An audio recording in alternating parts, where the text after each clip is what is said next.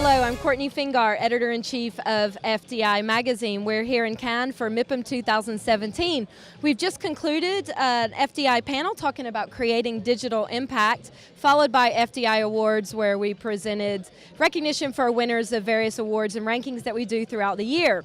Part of our panel was Bostjan Skalar, who is the CEO of WAIPA, the World Association of Investment Promotion Agencies.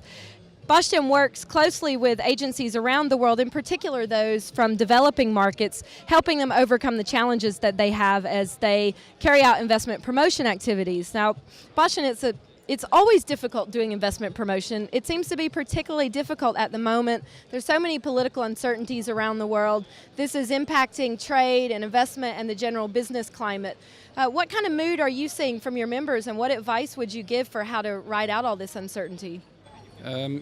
Exactly what you said. They have some kind of fears because of the geopolitical changes, and especially this terrorism which is going on all around, and they do not know what to do.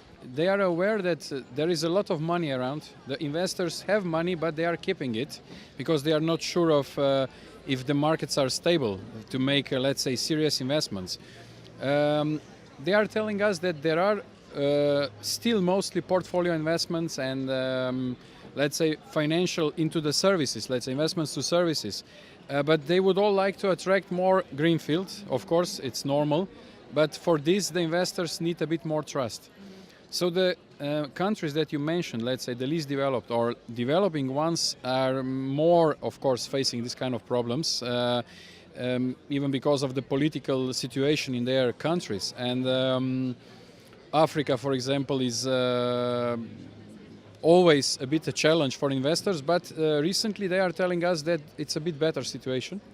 They are more positive. I guess the governments realize that importance of showing the stable environment, especially, let's say, politically, and also with concern to the safety, it's very important for the investors. And what we are, of course, suggesting them, as I said before in the panel as well, we are suggesting them to also focus on the region, so to try to show their region, although they might be competitors towards investors, but we try to tell them to show the region as a stable.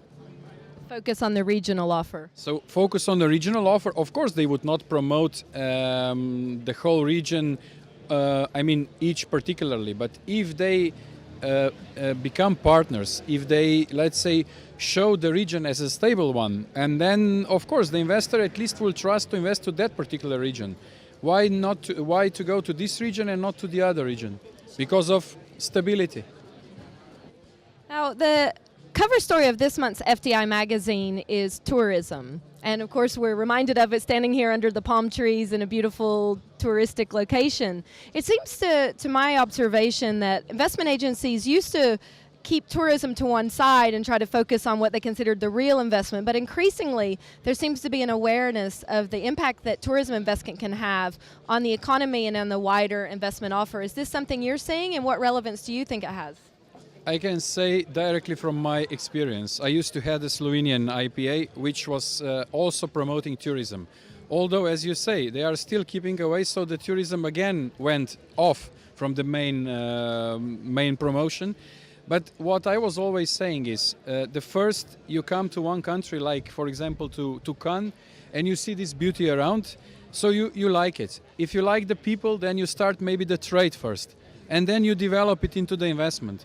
And we all know that in the global level, the tourism brings around 10% of the global GDP. Some countries even more. And in the countries where the tourism brings even more than 10%, they are aware of it. For example, in Colombia, in some other countries, they are promoting tourism as well as a part of the, let's say, FDI promotion strategy. We are trying to encourage them because we sincerely believe that tourism plays a very, very big role. And it's kind of self-sustainable. You invest and then again you attract, let's say, maybe tourists from your own country, so it promotes by itself.